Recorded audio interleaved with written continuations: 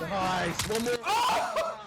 Majis, welcome back to High Gaming. This is Don Theo, and in this video we're going to go through which MP5 is better in Warzone. So you may have known that the MP5 from Cold War is currently being used a lot right now in Warzone, but what you didn't know is that a lot of people are now using the Modern Warfare MP5 in Warzone yet again. As you knew before, the MP5 was the meta back in Season 6 and before. It was a consistent gun, it was amazing to use, and then they brought out the Cold War integration, and here we are. So guys, before we go and explain the builds and I show you some gameplay of both sides of MP5s, please don't forget to hit that subscribe button. We're on a road to 1,000 subscribers. We're almost at 300 subscribers. We appreciate all of you who have already subscribed. Please don't forget to hit that like button, turn on those notification bells, and let's go. So my G's, after a long time of experimenting with the Cold War MP5 and the Modern Warfare MP5, I've come to a serious conclusion of which one is better and why. So as we all know, there was a Cold War integration in Warzone. Before that, the Modern Warfare MP5 was king of all SMGs and close range weapons, other than the R9 shotgun of course, but the MP5 was just a staple weapon that you'd have on you most of the time. So guys, you now have the option of picking out of two different MP5s, one from Cold War and one from Modern Warfare. Most of you probably already have all the attachments from Modern Warfare and you've done all your experimentation to find out what attachments are best for you. But when it comes to the MP5 from Cold War, you might have no attachments and have no idea what the attachments are talking about.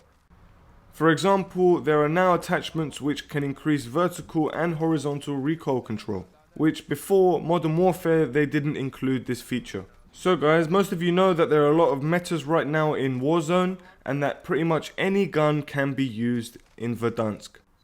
So guys, I'm going to get pretty much straight to the point here. I'm not going to lie to you, a lot of people have been using this MP5 and do pretty much like it because they've been using it for most of the time in Warzone and they know how to use the gun. However, this is a big however, because now there's so much competition like the MAC-10, the AK-74U, the new MP5 and the Bullfrog.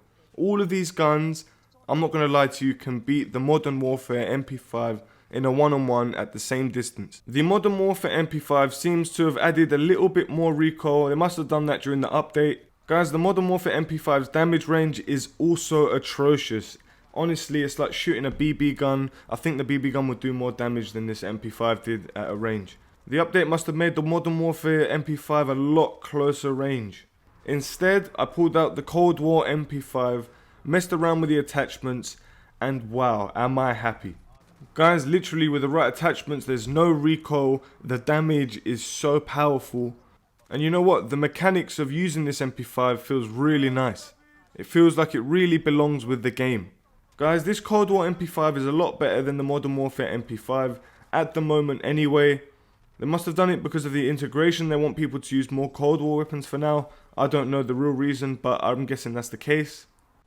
But essentially, all you need to know is that the Cold War MP5 does a lot more damage. It's better range. Compared to the Modern Warfare MP5, I would say that the only better thing about it is the hipfire accuracy and the mobility. In conclusion to which MP5 is better, I'm going to fully go through with the Cold War MP5. I'm going to show you my Modern Warfare build, so if you want to experiment with it, you can. Who knows, you might really like it. But guys, I can't wait to show you this Cold War MP5. Briefly, here's the Modern Warfare MP5 that you can use. So guys, let's take a look at the amazing new MP5 from Cold War. This gun has got me so many kills, so let's jump straight into the attachments. So guys, you're going to need to level up your MP5 because you're going to want this agency suppressor. The other sound suppressor, basically it decreases the damage and damage range, which is a no-go. So guys, now you have two options for your barrel. You use the 9.5 inch Task Force barrel, which basically comes at a loss of vertical recoil control and horizontal recoil control, but increases damage, effective damage range and bullet velocity. Or you use the 9.1 inch rifled barrel and you take a hit on a bit of mobility. So guys, for the underbarrel, this is a must. You need the field agent grip. You need this with most Cold War weapons. This increases the vertical recoil control and horizontal recoil control. Alright guys, now here's a weird one. The Stanag 50 round drum mag is much better in my opinion to the Salvo 50 round fast mag. I did a lot of experimenting with them and I found that the drum mag had more stability and recoil control. You might as well try out the Salvo 50 round fast mag and see which one suits you better. And to finish with, guys, I use the rear grip airborne elastic wrap. This increases my aim down sight time, flinch resistance, so when someone's shooting me I can hold my gun better, and aim while going prone. This makes it so much faster and more effective. So my G's, that I've come to the conclusion that the Cold War MP5 is now best. You can try out the Modern Warfare MP5 that I've given you, but honestly I do recommend the Cold War MP5. If you enjoyed this video, guys, please hit that like and subscribe button and turn on those notification bells. Peace out my G's, and I'll see you in the next video.